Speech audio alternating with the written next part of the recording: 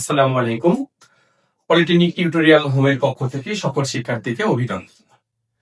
আজকে আমরা ম্যাথমেটিক্স 1 প্রথম অধ্যায়ের আংশিক ভগ্নাংশ নিয়ে খুব গুরুত্বপূর্ণ একটি ম্যাথ সমাধান করব। আর আংশিক ভগ্নাংশের সংক্ষিপ্ত কিছু কথা আমি এখানে আলোচনা করছি। প্রকৃত ভগ্নাংশ আর হলো অপ্রকৃত ভগ্নাংশ। আমরা প্রকৃত ভগ্নাংশকে উদাহরণ লিখে রাখছি।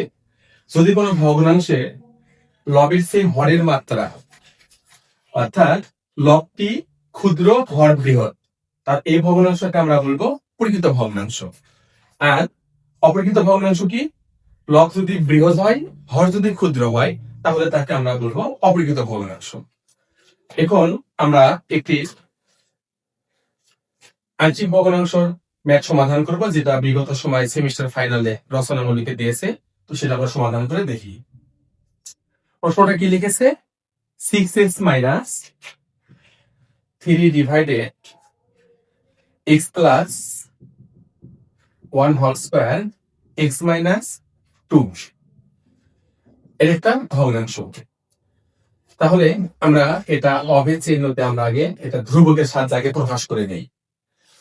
এবার লবে আমরা x এর মাত্রা দেখতেছি 1, হরে আমরা x এর মাত্রা পাচ্ছি হলো 3, কারণ এখানে x, এখানে হলো x এর স্কয়ার। যদি আমরা x প্লাস 1 কে ভাঙি, তাহলে এখানে x এর সর্বোচ্চ ঘাত পাবো হলো 2, আর এখানে পাচ্ছি হলো x, অর্থাৎ x কিউব।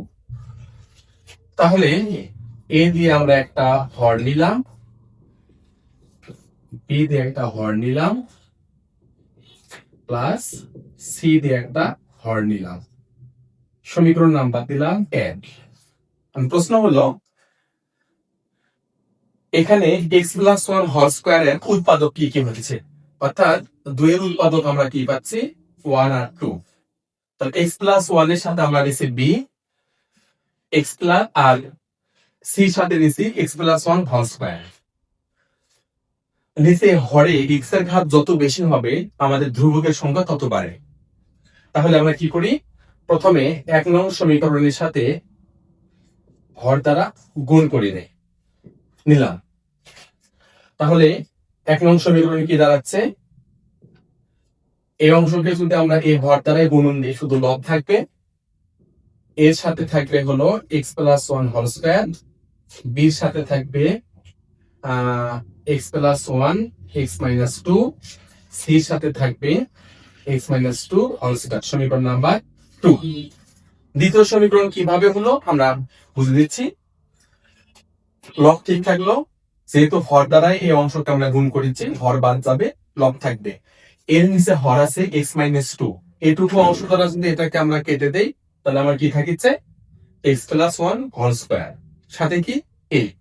এরপরে b, b এর হর কি আছে x প্লাস 1, এটা দ্বারা যদি এটাকে আমরা ভাগ দেই, তাহলে কি পাচ্ছি x প্লাস 1 x মাইনাস 2, অর্থাৎ x plus 1 whole square x minus 2, এটা আমার মূল গুণক।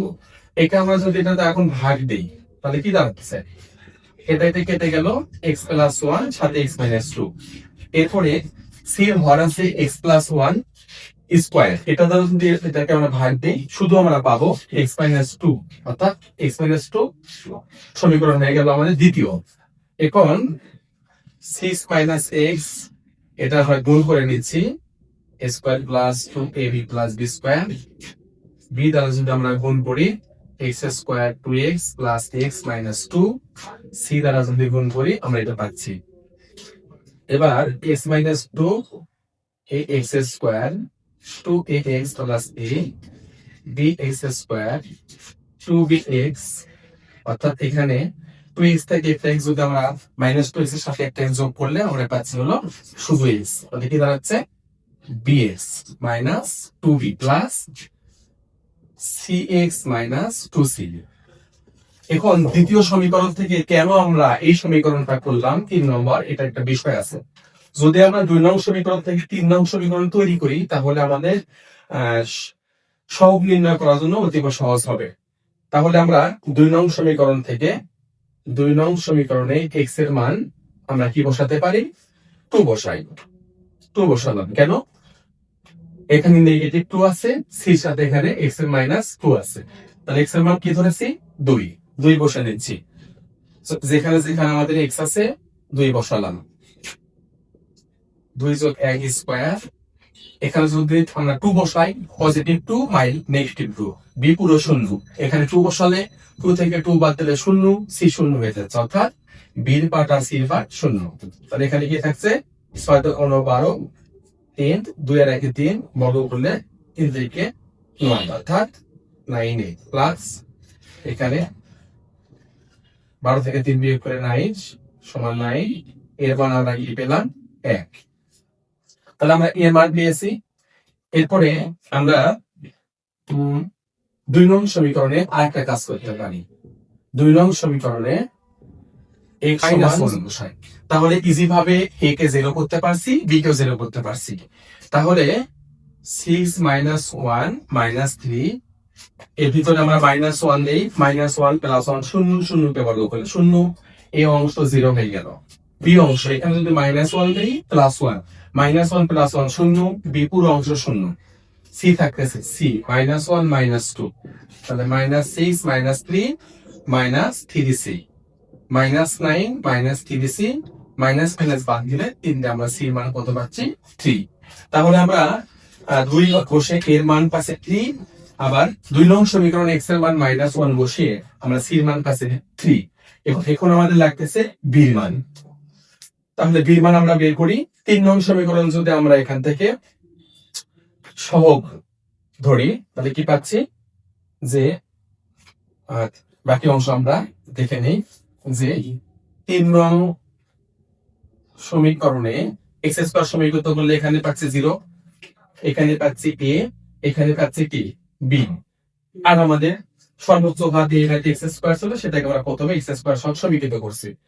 তাহলে এখানে 0 সমান এর মান একটু আগে আমরা কত পাচ্ছি, এর মান আমরা পাচ্ছি হলো 1।